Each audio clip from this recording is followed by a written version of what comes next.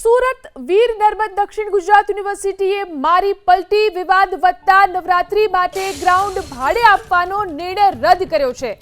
યશવી ફાઉન્ડેશનને આપેલી જમીનનો ઓર્ડર તાત્કાલિક અસરથી રદ કરવામાં આવ્યો। નિયમો નેવે મૂકી અને યુનિવર્સિટીએ જમીન આપી હતી। ભાડા પેટે આ જમીન આપી દેવામાં આવી હતી। ટેન્ડર વગર જ યુનિવર્સિટીએ યશવી ફાઉન્ડેશનને જમીન ભાડે આપી હતી। જગ્યા ભાડે આપવા કુલપતિએ તમામ નીતિ નિયમો નેવે મૂકી દીધા હતા। બંધ બારણે જમીન ભાડે આપવાનો એજન્ડા મૂક્યો હતો।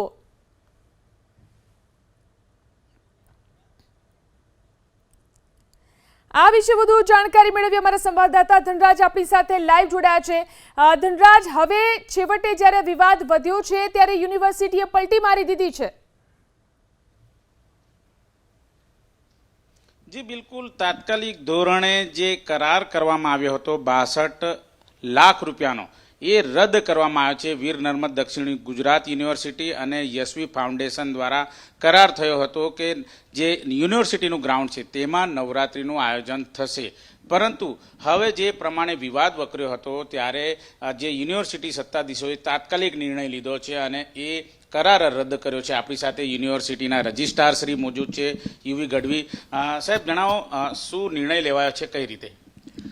વીર નર્મદ દક્ષિણ ગુજરાત વિશ્વવિદ્યાલય ખાતેના જે પરિસર ખાતેનું જે મેદાન છે એને નવરાત્રિ માટે ભાડે આપવાની જે બાબત હતી એ સંપૂર્ણ બાબતને જે કંઈ ધારાકીય જોગવાઈઓ છે એ અનુસાર માન્ય કુલપતિ ચાવડા સાહેબે એ ઠરાવને એબેન્સમાં મૂકી દીધો છે અને હાલમાં એ અમે જે એમને ભાડે આપેલું હતું એ પણ અમે રદ કરી દીધો છે અને સંપૂર્ણ મામલાને હાલમાં એબેન્સમાં એટલે કે બંધ સ્થિતિમાં કહી શકીએ આપણે, એ સ્થિતિમાં હાલમાં સંપૂર્ણ બાબતને મૂકી દેવામાં આવી છે અને તાત્કાલિક અસરથી એને કેન્સલ પણ કરી દેવામાં આવેલું છે।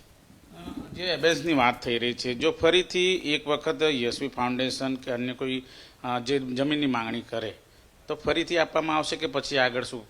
ના, હાલમાં તો અત્યારે નહીં જ આપવું એ પ્રકારનું સ્ટેન્ડ છે, એટલે જ એને બંધ સ્થિતિમાં, એટલે જેને આપણે એબેન્સમાં કહીએ છીએ, કોઈપણ સત્તામંડળનો જે ઠરાવ હોય છે એ ઠરાવને આદરણીય કુલપતિશ્રીને એમાં એબેન્સમાં મૂકવાની સત્તા હોય છે।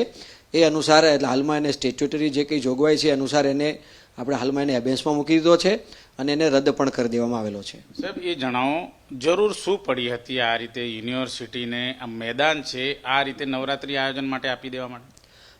સંપૂર્ણ બાબતે ઘટનાક્રમ એ પ્રકારેનો હતો કે વીર નર્મદ દક્ષિણ ગુજરાત વિશ્વવિદ્યાલયના વિવિધ સત્તામંડળો છે, એ વિવિધ સત્તામંડળોના અલગ અલગ સભ્ય દ્વારા અને એની સાથે અમારા જે આર્કિટેક્ટ છે એને રાખીને એક સમિતિ બનાવવામાં આવી હતી અને એ સમિતિનો જે કંઈ ઠરાવ હતો એ ઠરાવને યુનિવર્સિટીની BWC એટલે કે building and works committee, executive committee, EC અને BOM એટલે કે બોર્ડ ઓફ મેનેજમેન્ટમાં રજૂ કરવામાં આવ્યો હતો અને સક્ષમ સત્તામંડળોના ઠરાવ્યા અનુસાર તંત્ર દ્વારા સદર બાબતે કાર્યવાહી કરવામાં આવી હતી।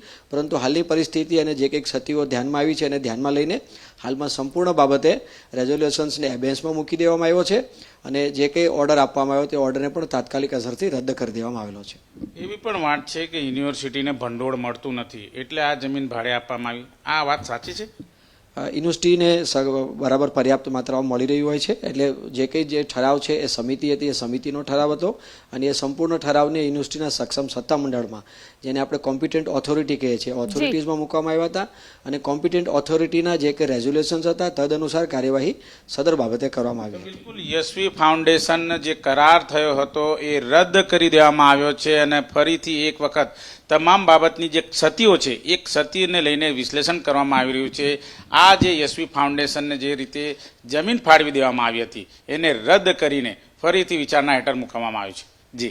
જી આભાર ધનરાજ તમામ જાણકારી આપવા માટે।